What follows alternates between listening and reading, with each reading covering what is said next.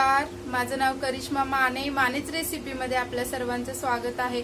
आज मी तुम्हाला आज आपण मिक्सरचा न वापर करता आमरस करून घेणार आहोत आणि आंब्याचा रस काढून घेणार आहोत. तर इथे मी 3 आंबे घेतले आहेत. आधी आपण आंबे स्वच्छ धुवून घेतली होती आणि आधी त्याची वरची साल अशी काढून घेणार आहोत. तर अशा पद्धतीने आपण सगळी वरची साल काढून घेणार आहोत.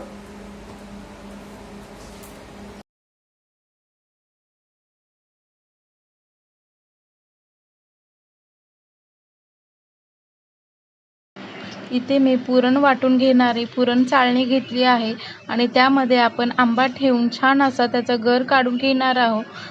छान असं त्याला फिरून घ्यायचं आणि मस्त असं गर पडत आहे खाली. तर इथे बघू शकता आपलं एकसारखा असा गर पडला आहे छान असा.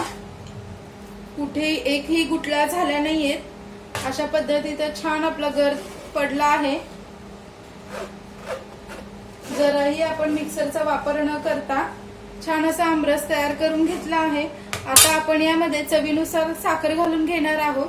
त्या चवीनुसार साखर घालणार आहोत. इथे तर मी अर्धी वाटी साखर घेतली आहे आणि साखर आपण यात घालून घेणार आहोत आणि छान याला मिक्स करून घ्यायचं आहे.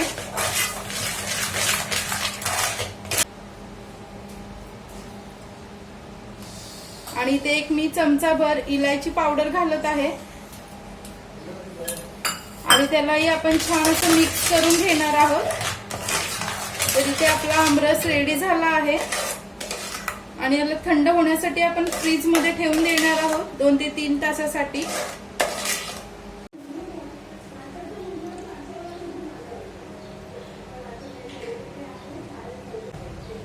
मस्त इथे आपलं दाटसर आमरस रेडी झाला आहे. त्यावर आपण थोडेसे बदामाचे काप घालून घेणार आहोत. सोबतच पुरणपोळी घेतली आहे. आमरस आणि पुरणपोळी चवीला अप्रतिम लागते. आपण त्यावर थोडस तुपाची धार घालून घेणार आहोत.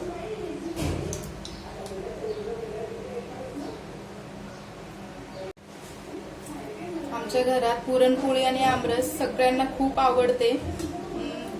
तुमच्या घरात तुम्हाला कोणाकोणाला पुरणपोळी आमरस रेसिपी खायला आवडते त्यांनी मला कमेंट करून नक्की सांगा. आणि माझा जर व्हिडिओ आवडला असेल तर माझ्या व्हिडिओला लाईक करा, शेअर करा आणि माझ्या चॅनलला सबस्क्राईब करा.